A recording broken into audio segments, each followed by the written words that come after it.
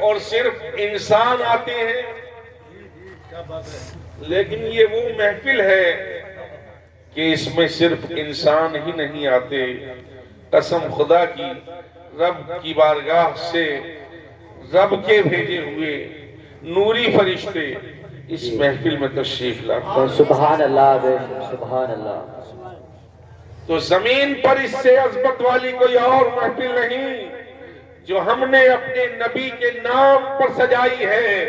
نیتاؤں کی محفلیں تو بہت دیکھی ہیں، دنیا داروں کی محفلیں بہت دیکھی ہیں، لیکن حضرات ان میں فرشتے نہیں آتے، ان میں روحانی مخلوقات نہیں آتی، لیکن یہ وہ محفل ہے کہ جہاں سجائی جاتی ہے حضرات اس زمین کو بھی اتنی دیر کے لیے جتنی دیر یہ محفل قائم رہتی ہے ذکر رسول ہوتا رہتا ہے۔ اللہ تبارک و تعالیٰ اس زمین کو حضرات جنت کے باغیچوں میں سے ایک باغیچہ اور اس میں بیٹھنے والے تصور کریں کہ ہم جنت میں بیٹھے ہوئے ہیں۔ حضرات آپ بڑے خوش نصیب ہیں کہ اس محفل میں بیٹھے ہیں کہ جس میں آسمان سے فرشتے بھی اتر رہے ہیں، حضرات روحانی مخلوق جنات بھی آ رہی ہے اور اپنے نبی کی بارگاہ میں حضرات خراج عقیدت پیش کرتے ہوئے دکھائی دے رہے ہیں۔ تمہیں مسلمانوں ہمیں فخر کرنا ہونا چاہیے کہ ایسی محفلیں، عظمت والی محفلیں اگر کسی کو ملی ہے تو وہ ہم سنی ہے جنہیں محفلیں اللہ نے دی۔ سبحان اللہ، سبحان اللہ۔ یہ کسی اور کے پاس نہیں۔ ہم اپنے مقدر پر جتنا ناز کریں وہ کم ہے، کیونکہ اللہ تبارک و تعالی نے ہمیں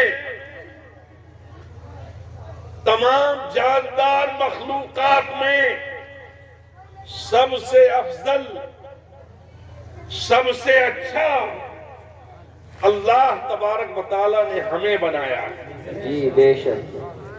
قرآن پاک کی آیت شاہد ہے، لَقَدْ خَلَقْنَا الْإِنسَانَ فِي أَحْسَنِ تَقْوِيمٍ۔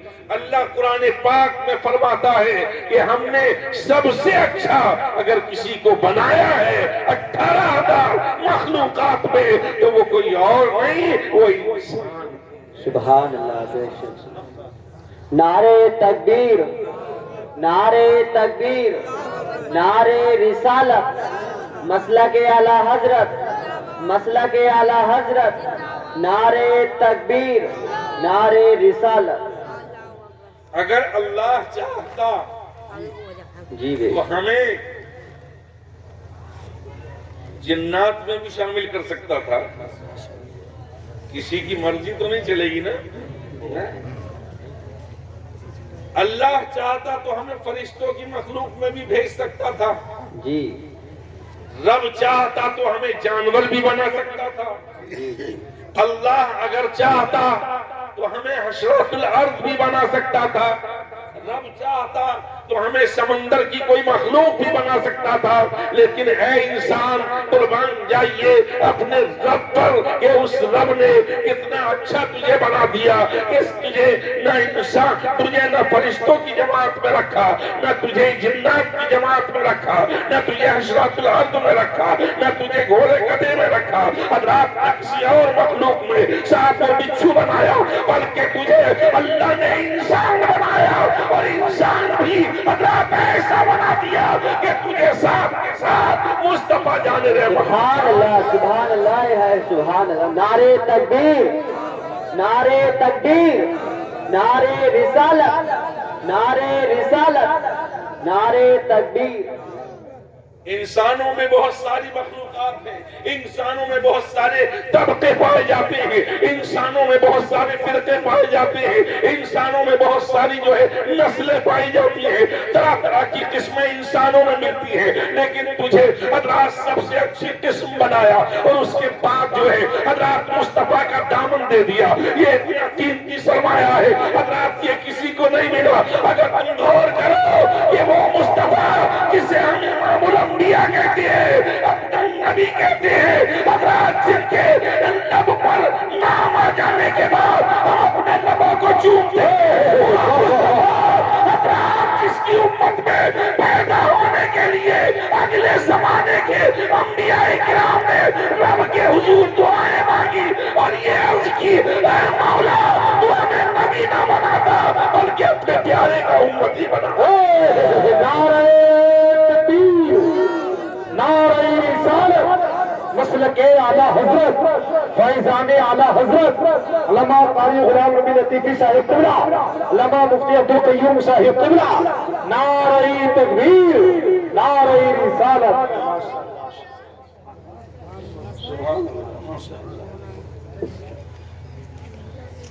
دیکھیے علاقے کی بڑی ہی مائنہ شخصیت حضرت علامہ مفتی عبدالقیوم صاحب قبلہ یہ آمد ہو چکی ہے اور یہ آپ کے جانے پہچانے ہیں. شاید کے گاؤں میں آتے رہتے ہیں. الحمدللہ بڑوں کی بات ہمارے جلسوں میں بات نہیں ہوتی ہے. جو جس شان کا مالک ہے وہ اس شان سے تشریف لاتا ہے. میں تو بہت چھوٹا ہوں سمجھے، بس مجھے ٹائم دیا گیا اور میں حاضر ہو گیا. الحمدللہ وعدے کا میں بہت اہتمام کرتا ہوں کہ وعدے پہ پہنچا جائے جسے ٹائم دیا جائے. تو الحمدللہ اپنے وعدے کے مطابق میں حاضر ہوں اور صبح سے میں فجر کے بعد گھر سے نکلا تھا اور پورا دن گاڑی میں بیٹھے بیٹھے 1 گھنٹے کی دلی میں میٹنگ کر کے بس صرف آپ تک پہنچنے کے لیے کہ کہیں وعدہ خلافی نہ ہو جائے. دلی میں بڑا جام تھا، بیٹھے بیٹھے یہ ٹائم ہو گیا. تو اب انہوں نے کہا کہ لوگ آپ کا انتظار کر رہے ہیں، تو میں نے چائے تک بھی نہیں پی، میں سیدھا آپ کے سامنے آ گیا وضو کر کے. تھوڑی دیر میں جو بھی عرض کروں آپ توجہ کے ساتھ سنیں، اس کے بعد اصل خطاب تو حضرت کا ہوگا.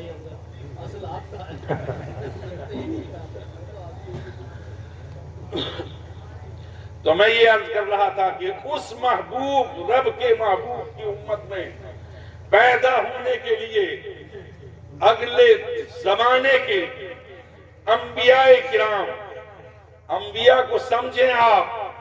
نبوت ایک ڈگری ہے، نبوت ایک پوسٹ ہے، نبوت ایک منصب ہے جو محنت سے حاصل نہیں ہوتا.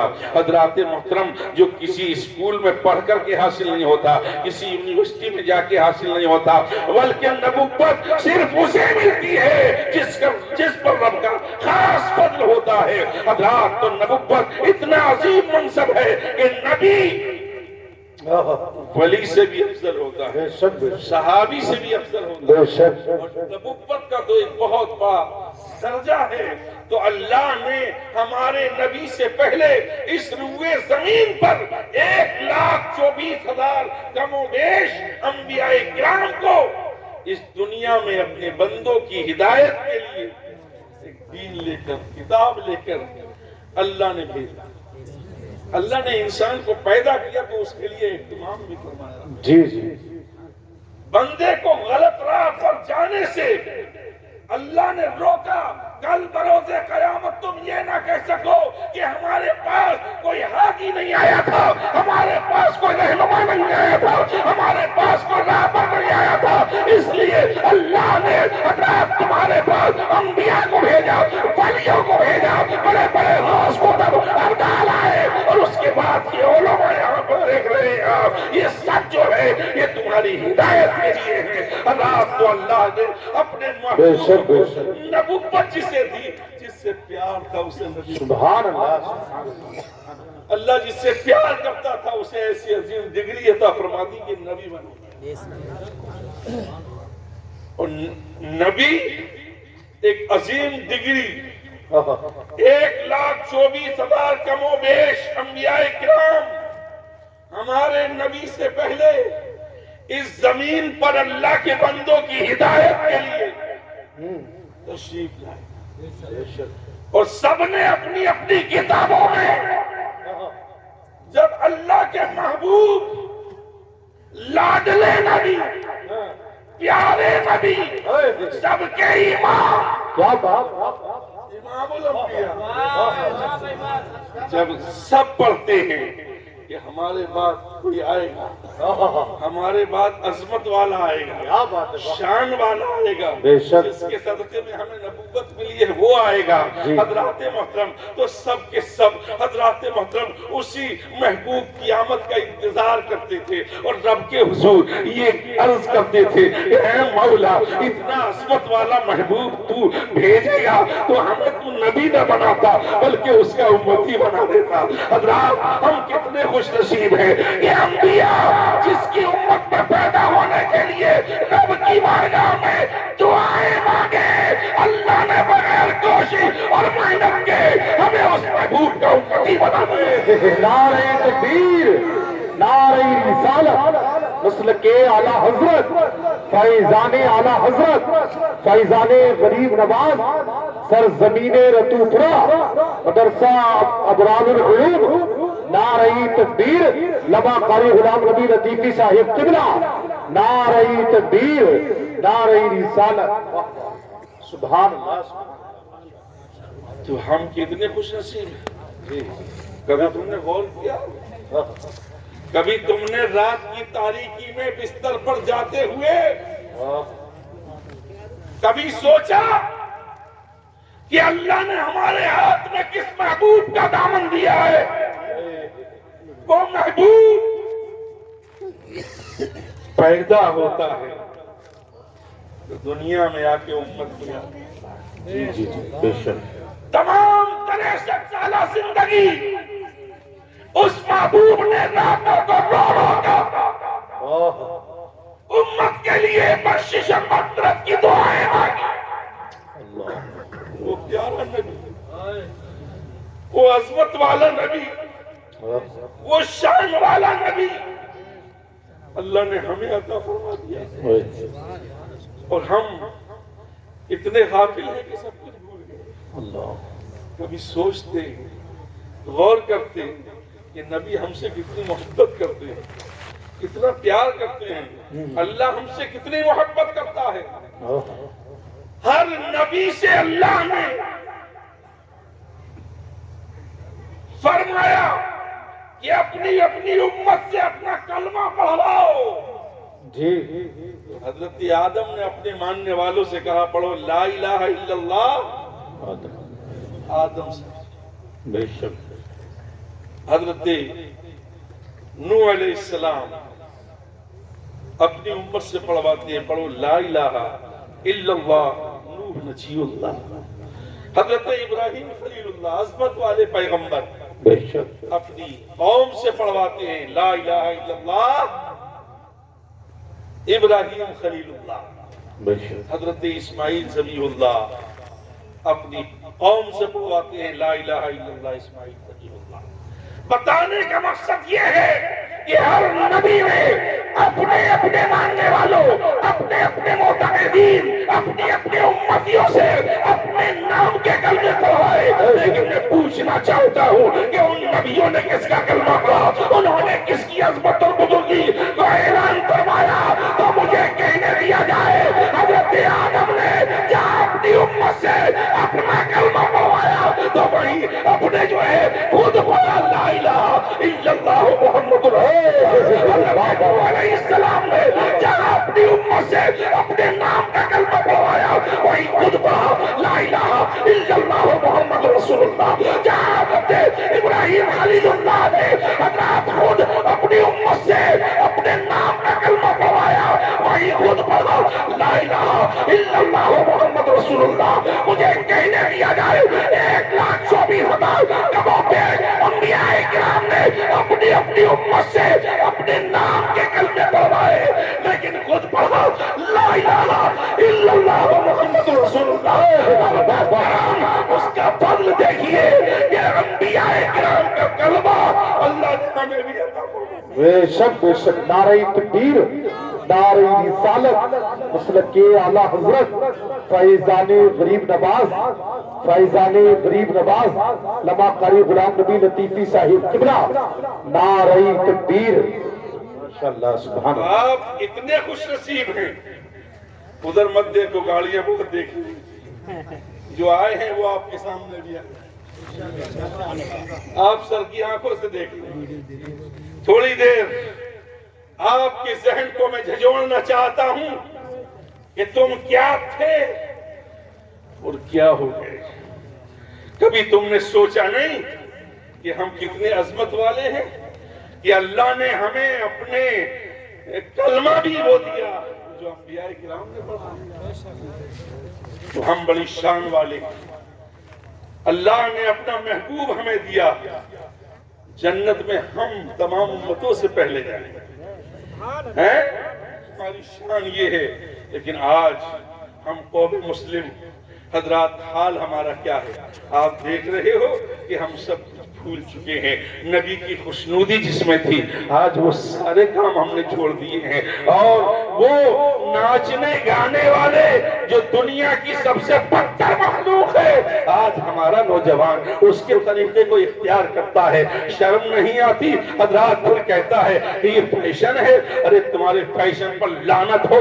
ارے ہونا تو یہ چاہیے تھا ایک مسلمان نوجوان کے قدم اٹھتے کہ وہ نبی پاک کی سنت کے دائرے میں اپنے قدم اٹھاتا اور لوگ دیکھتے یہ کون جا رہا ہے تو دنیا کہتی کہ یہ مصطفیٰ کا وفادار جا رہا ہے, یہ مصطفیٰ کا سپاہی جا رہا ہے, یہ اسلام کا چاہنے والا جا رہا ہے, یہ اسلام کا ماننے والا جا رہا ہے. اگر یہ تمہارا طریقہ ہوتا تو پوری دنیا میں اس قلیل عرصے میں جو اسلام دور و دراز تک پہنچا آج اس اسلام کو تم خود مٹانے کی فکر میں لگے ہوئے ہو. کاش آج بھی آنکھیں کھل جائیں اور ہم اپنے نبی کے طریقوں کو فالو کرنا شروع کر دیں تو وہ دن دور نہیں. یوگی مودی کیا دنیا کی نعرہ تکبیر, نعرہ رسالت, مسلک اعلیٰ حضرت فیضان غریب نواز خواجہ کا ہندوستان لمحہ قاری غلام نبی لطیفی صاحب قبلہ سرزمین رتو پورا. نعرہ تکبیر. جبھی تم نے اسلام کی ہسٹری کو پڑھا آج تمہارے پاس ٹائم نہیں ہے. کاش تم اسلام کی تاریخ کو پڑھ لیتے اور وہ دور تمہاری نگاہوں کے سامنے ہوتا کہ جب ہمیں مٹانے کے لیے بدر کی جانب 1000 دشمن بڑھے تھے تو ہم کتنے تھے؟ محض 313 تھے. 313 ہمت نہیں ہاری تھی. نبی پاک نے اگر کسی کو لکڑی کی ٹہنی دے دی تو وہ تلوار کا کام کر رہی ہے. حضرات محترم 313 نے 1000 کو فنا کے گھاٹ اتار دیا تھا اور دنیا کو بتا دیا تھا کہ مسلمان مٹنے کے لیے نہیں بلکہ ہر باطل طاقت کو مٹانے کے لیے مسلمان. سبحان اللہ, سبحان اللہ, سبحان اللہ. مسلمانوں کو مکہ سے نکالا گیا. کیسی کیسی اسلام کی راہ میں تکلیفیں جھیلی ہیں مسلمانوں نے. آپ پڑھتے جائیے اسلام کی تاریخ اور خون کے آنسو روتے جائیے. لیکن یہی مسلمان تھے مکہ میں نبی نے فرمایا صبر کرو تو صبر کرو. یہ تاریخ اپنے بچوں کو پڑھاوا. ضرورت ہے, وقت آ گیا ہے بہت جلد. اگر مسرور ہو کر نہیں تو مجبور ہو کر اٹھنا پڑے گا. تمہارا دشمن تمہارے لیے ایسے حالات تیار کر رہا ہے. سمجھے؟ وہ تاریخ دہرائیے اپنے اسلام کی کہ ہماری کامیابی کا راز کیا تھا. کامیابی کا صرف ایک ہی راز تھا, نہ تیر, نہ تلوار, نہ نیزہ, نہ بھالا, نہ برچھی, نہ ڈھال.